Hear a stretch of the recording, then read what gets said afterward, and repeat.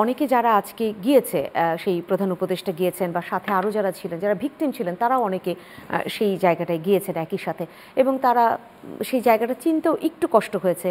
একদম একজন উপদেষ্টা আসিফ মাহমুদ তিনি বলেছেন যে দেয়াল ধরে তিনি বুঝতে পেরেছেন যে আমাকে বোধহয় এটাতে রাখা হয়েছিল।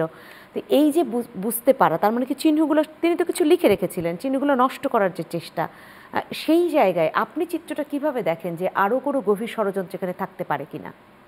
না, আপনি দেখবেন যে আমরা যখন আমাদের বিএনপির নেতৃবৃন্দকে গুম করা হচ্ছিল, হত্যা করা হচ্ছিল, আমরা তাদের ট্রেস পাচ্ছিলাম না, তখন কিন্তু আমরা বারবার অভিযোগ করছি যে সরকারের তত্ত্বাবধানে এরা আছে।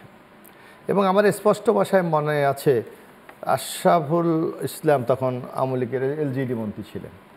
আমাদের সাংগঠনিক সম্পাদক ইলিয়াস আলী যখন গুম হয়েছিলেন, উনি কিন্তু প্রকাশ্যে মিডিয়ায় বলেছিলেন ইলিয়াসকে আমরা ফেরত দেব। জি। তো সুতরাং রাষ্ট্রীয় তত্ত্বাবধানে যে এই ধরনের ঘটনা ঘটছে, এটা আমরা আগে থেকেই জানতাম। এবং আমি আমার একটা স্বচ্ছ ধারণা নেই, তবে আমি মনে হচ্ছে আমার কাছে, আপনি কি মনে করেন এই ইউনূস সরকারের 6 মাস অতিবাহিত হয়ে গেল, আজকে 6 মাস পরে কেন আয়না করে?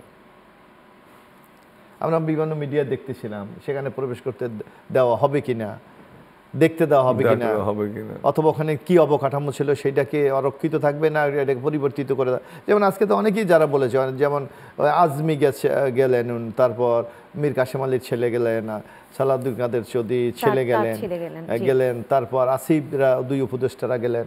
তারা তো বললো যে আমরা যেই ঘরে ছিলাম তার চেয়ে অবকাঠামো কেন পরিবর্তন। তারা নিজেরাই কিন্তু বলেছে।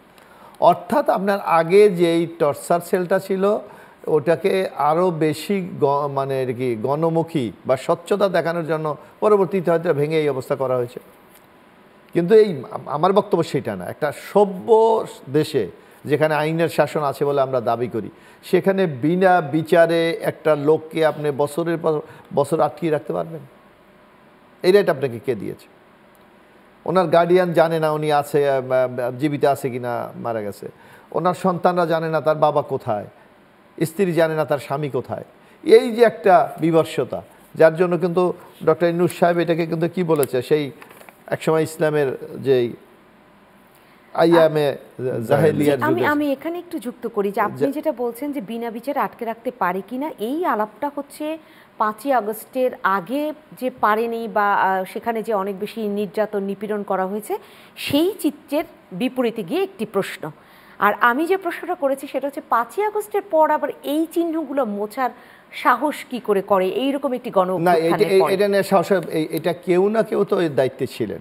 জি, যাদেরকে আপনি চিহ্নিত করে মানে কেউ না কেউ দায়িত্বে ছিলেন এবং সহজ, কিন্তু সেখানে হয়তো তারা ভাবতে পারে যে আমাদের একদিন এই ঘটনার কারণে আমাদের জবাবদিহিতা মুখোমুখি হতে পারে, সেখান থেকে যার জন্য আলামতগুলি তারা মুছে ফেলেছে। জি, এটা সহজ, যে কোনো অপরাধী তো তার নিজেকে নির্দোষ প্রমাণ করতে চাই। এবং ডক্টর আব্দুল্লাহ আল মামুন বলছিলেন যে এটার ব্যাপারে